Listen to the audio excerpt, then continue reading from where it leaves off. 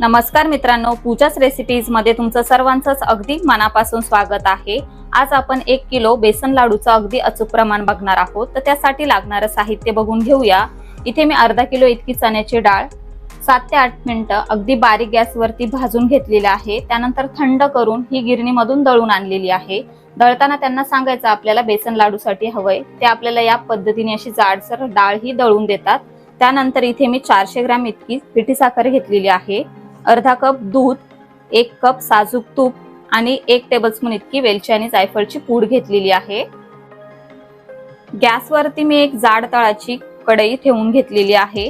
आता आपण त्यामध्ये अर्धा कप इतकं साजूक तूप सुरुवातीला काढून घेणार आहोत। तर तूप आपल्याला इथे चांगलं गरम करून घ्यायचं आहे। आता आपण यामध्ये बेसन काढून घेऊया। हे बघा, सर्व बेसन आपण इथे काढून घेतलेला आहे। गॅस अगदी बारीक करून घ्यायचा आहे आणि बारीक गॅसवरतीच आपल्याला बेसन भाजून घ्यायचं आहे। सुरुवातीला आपण जेव्हा चण्याची डाळ अख्खी भाजतो आणि दळून आणतो ना, त्यानंतर आपल्याला भाजायला थोडा कमी वेळ लागतो। तर याच पद्धतीने आपण बेसन एकसारखं पद्धतीने भाजून घेऊया।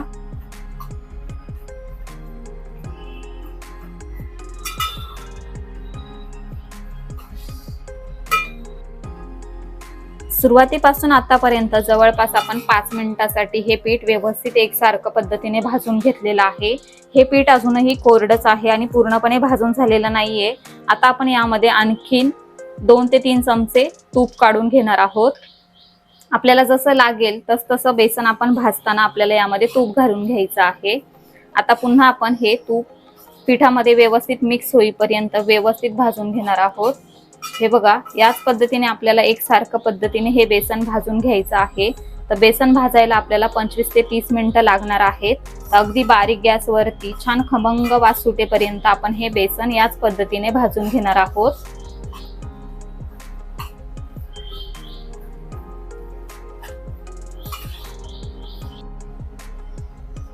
आणखीन आपण 5 ते 7 मिनिटांसाठी हे बेसन भाजून घेतलेलं आहे। आता आपण यामध्ये आणखीन थोडंसं तूप काढून घेणार आहोत।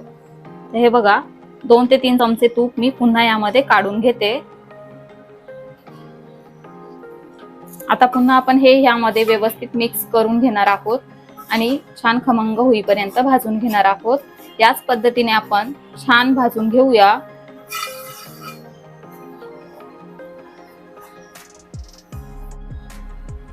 इथे आपलं बेसन छान भाजून झालेलं आहे।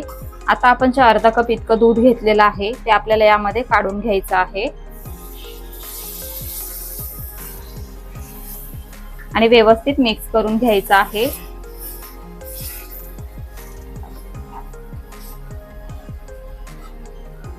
आणखीन आपल्याला हे 5 मिनिटांसाठी बेसन भाजून घ्यायचं आहे, जेणेकरून आपण यामध्ये जे दूध घातलेलं आहे ते दुधाची वाफ तयार होऊन ते निघून जाईल आणि आपले लाडू अगदी महिनाभर जरी ठेवले तरी आरामात टिकतील।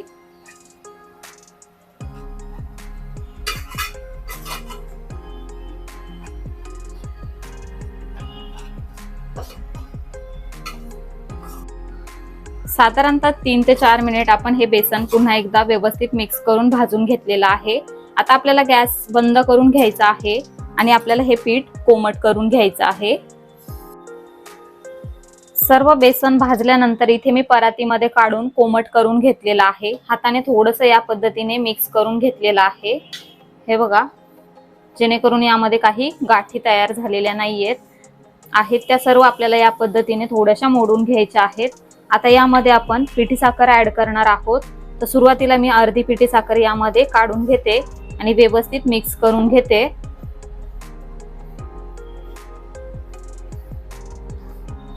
पीठ आपल्याला कोमट करून घ्यायचं आहे, त्यानंतरच आपल्याला यामध्ये पिठी साखर ऍड करायची आहे।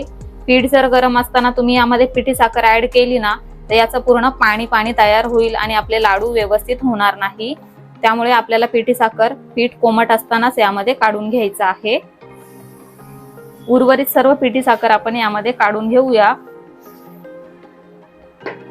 वेलची आणि जायफळची पूड सुद्धा यामध्येच काढून घेऊया आणि व्यवस्थित मिक्स करून घेऊया।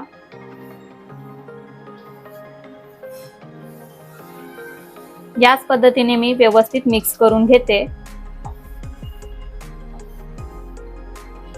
हे बघा, व्यवस्थित आपलं बाइंडिंग येतंय. व्यवस्थित मिक्स करून घेऊया. त्यानंतर आपण याचे लाडू वळायला घेऊया.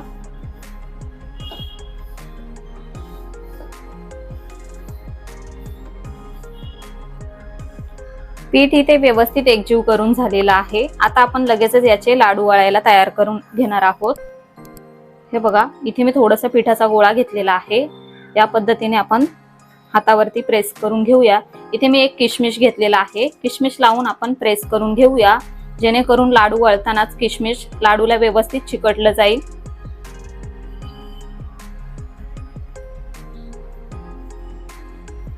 व्यवस्थित या पद्धतीने दाबून दाबून आपल्याला हा लाडू तयार करून घ्यायचा आहे. त्यानंतर हातावर थोडासा गोल फिरवून घ्यायचा आहे.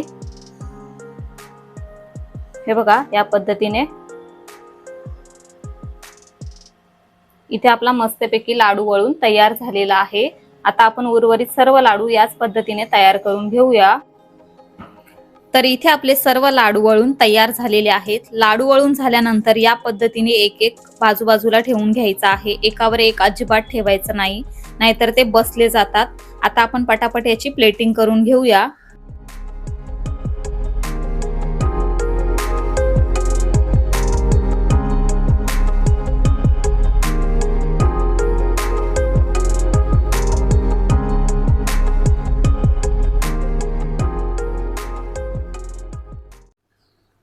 तर अशा प्रकारे इथे आपले 1 किलो प्रमाणाचे बेसनाचे दाणेदार लाडू बनून तयार झालेले आहेत. तर येत्या दिवाळीमध्ये या पद्धतीने बेसन लाडू घरी करायला अजिबात विसरू नका व ते कसे झाले आहेत ते आम्हाला कमेंटद्वारे नक्की कळवा. व्हिडिओ आवडला असेल तर व्हिडिओला लाईक करा, जास्तीत जास्त शेअर करा आणि अशाच नवनवीन रेसिपीजसाठी पूजाच रेसिपीजला सबस्क्राईब करा. लवकरच भेटूया अशाच एका नवीन रेसिपीसह. तोपर्यंत bye bye, take care, eat healthy, live healthy.